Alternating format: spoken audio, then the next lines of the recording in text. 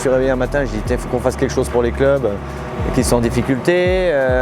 J'ai appelé Bosti, j'ai dit tiens on peut faire des stages, il m'a dit ok. Je lui ai dit attends on le fait à Bois-le-Roi, on le fait à Barbizon, on le fait dans un club. J'ai dit non on va le faire à Fontainebleau Grand Parquet, puisque c'est l'Île-de-France qui a financé la nouvelle piste ici de Fontainebleau. On est les premiers à fouler le sol qui est fantastique. Donc voilà, la boucle était bouclée. Au fur et à mesure on s'est dit bon allez on fait comment les stages. Puis j'ai dit attends on va faire payer.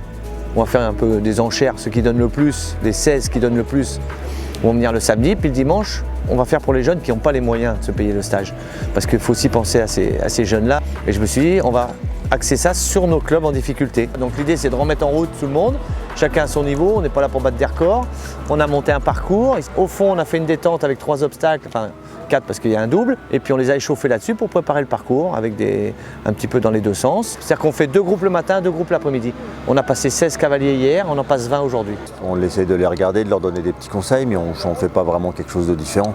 Si j'ai des petits trucs, des petits détails que je vois un peu plus précis, je leur parle individuellement, mais c'est un peu le même optique, c'est qu'ils soient bien en confiance, qu'ils aient des bons abords en ligne, qu'ils se fassent plaisir, le bon train, pas trop vite, qu'ils maîtrisent quand même le contrôle. Déjà ça permet de voir un peu ce qu'ils ont comme défaut et je pense que c'est pour ça que les parcours sont pas mal passés après, on a déjà un petit peu calé avant. J'aime bien donner individuellement un conseil par rapport à chaque cheval et chaque cavalier.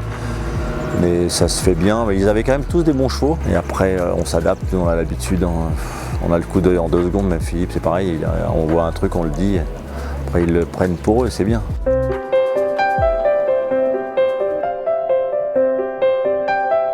Donc la sélection a été un coup de chance. J'ai vu passer l'annonce du stage de solidarité que faisaient ces 2 grands cavaliers olympiques.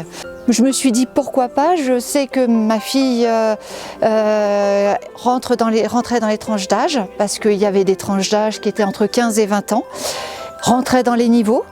Mes chevaux, eux, pendant le confinement, ils ont continué de travailler tous les jours. Et je me suis dit que mes chevaux ayant tous travaillé, je pouvais essayer de tenter ma chance puisque c'est un tirage au sort. J'ai reçu un appel d'abord et ils m'ont dit que donc Océane était sélectionnée pour le stage.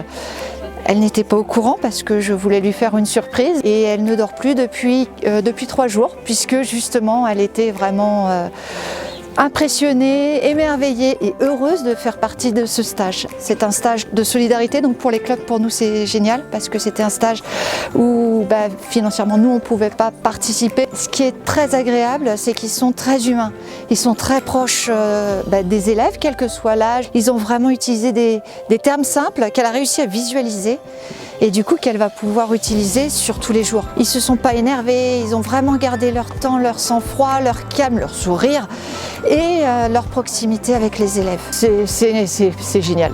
Voilà, c'est tout, c'est génial. Merci à eux d'y avoir pensé, merci au CREF, parce que c'est aussi grâce à eux. Merci à tous ceux qui ont pu faire que cette journée soit là, existe.